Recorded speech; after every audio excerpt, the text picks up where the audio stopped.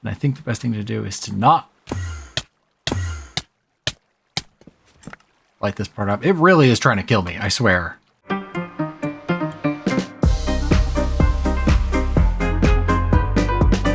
Hi, I'm Mysterism, and welcome back to Minecraft Hardcore. I don't know about you, but I'm getting really tired of scrounging for gunpowder to make rockets. So today, we're going to build not just a creeper farm, but a fully automatic fireworks factory. Meaning, we'll need to build a creeper farm, a sugarcane farm, and set up crafters to automatically make paper, and then combine the paper with the gunpowder. Without any further ado, let's get started. Let's build the creeper farm first.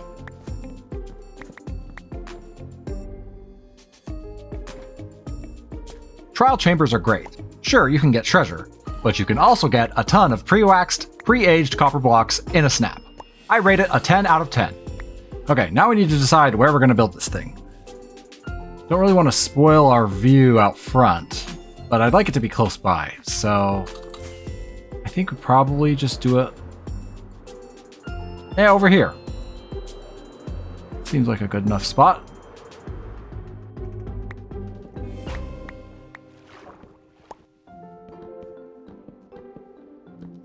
Ow, ow, ow. There we go. And I'm not going to use... Well, I mean, I'm going to use the basic known design for building a creeper farm, but I'm not following a tutorial or using a schematic or anything like that. So I'm just going to be winging it. See how it goes.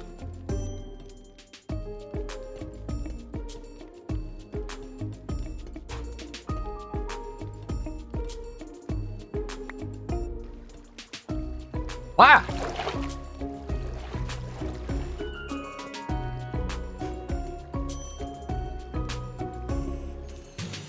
Your services are no longer needed, Mr. Torch.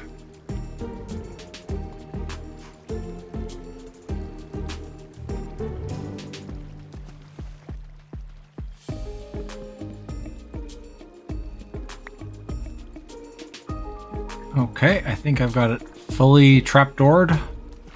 So now only creepers should be able to spawn in there.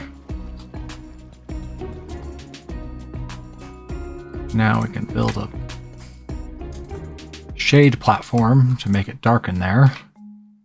And now it's time to lock in and see how the farm does. Here we go. Just gotta settle in. Okay, looks like the sun's up, or it's coming up. So we'll call the night over. And let's see what we got.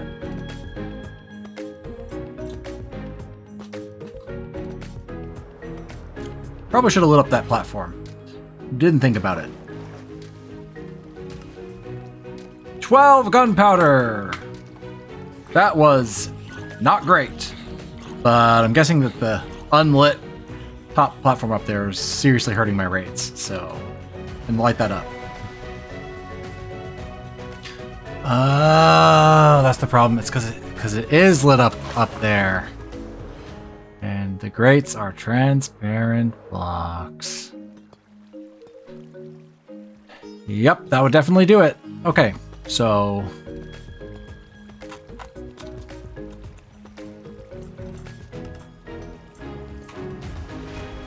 And I think the best thing to do is to not light this part up. It really is trying to kill me, I swear. These ender pearls, man. They are out to get me. Just gonna slab the whole thing, keep it dark, and then we should have good rates. There. Nice and dark inside. Okay. Now we should be able to get creepers. Check the bottom just to make sure there's nothing in there right now. It's completely empty. Great. So then I am going to go and eat dinner and just let this run for a while and get some gunpowder. So I'll see you on the other side. Okay, we're back from getting dinner. So let's see what we got.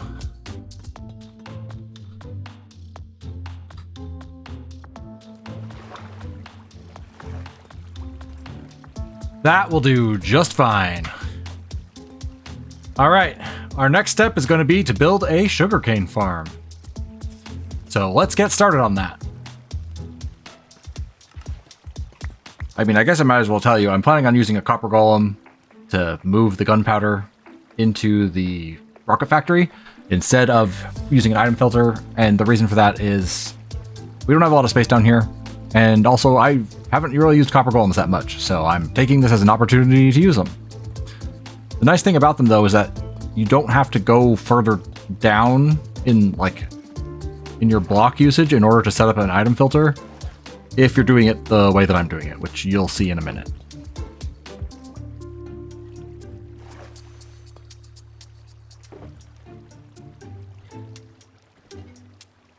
Let's pop the intake hoppers on there.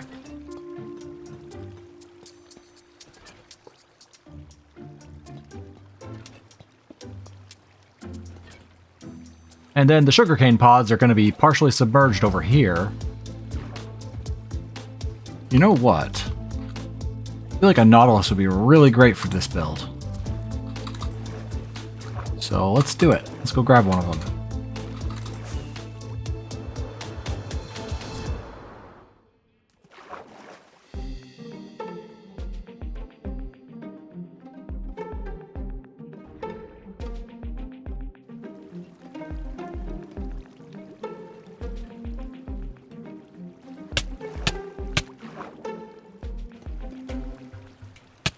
Ow, ow, ow.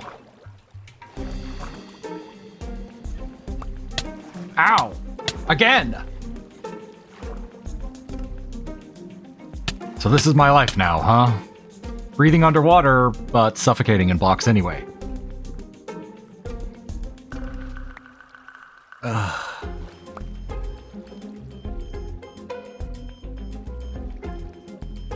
You. You know, I thought you were going to be very useful for underwater building, but like when you're near, I think if you're purely underwater building, they're probably great. When you're near the surface, kind of annoying. Especially when you have a ceiling to suffocate yourself in.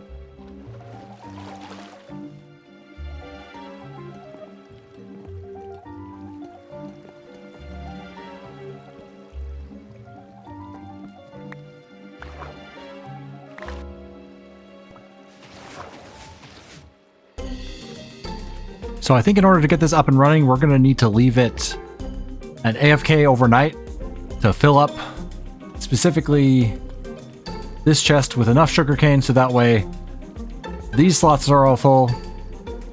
These slots are all full, so that way there's sugarcane in here. So we're going to need what?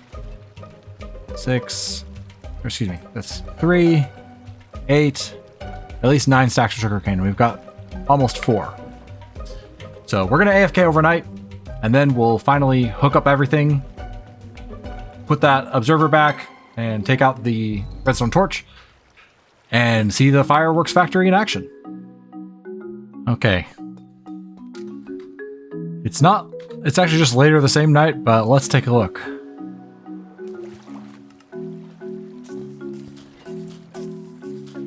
Okay, 4, 5, 6, almost 7 stacks. Good, good.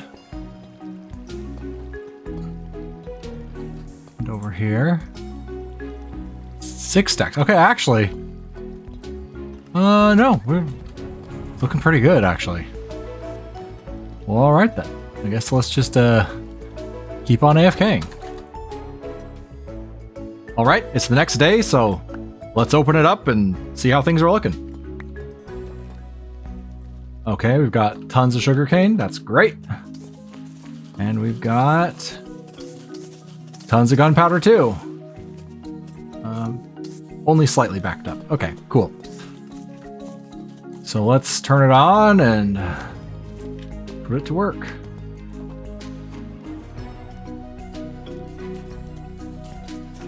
Okay.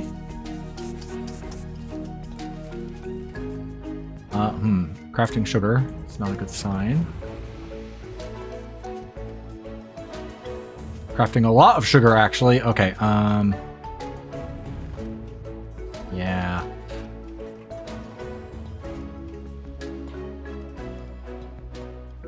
All right, this is one of the things that happens when you roll your own. So we're going to have to make some adjustments to this. I suspect we're going to no longer need these copper golems. So please avert your eyes if you're easily disturbed by graphic imagery.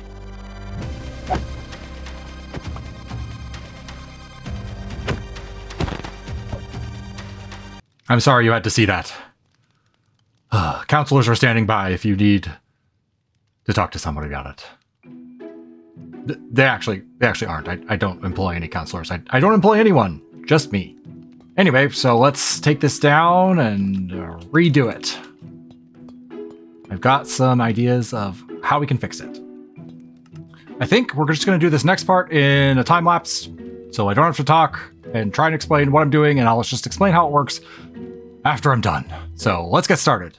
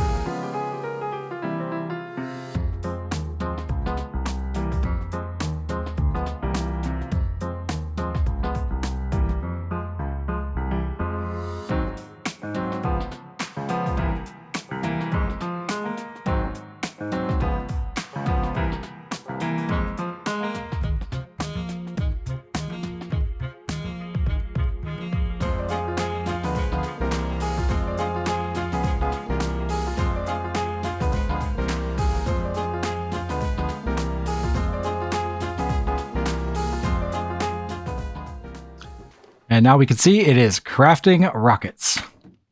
So basically how this works is we've got this hopper line, which feeds in gunpowder, and this hopper line over here. Ugh, man.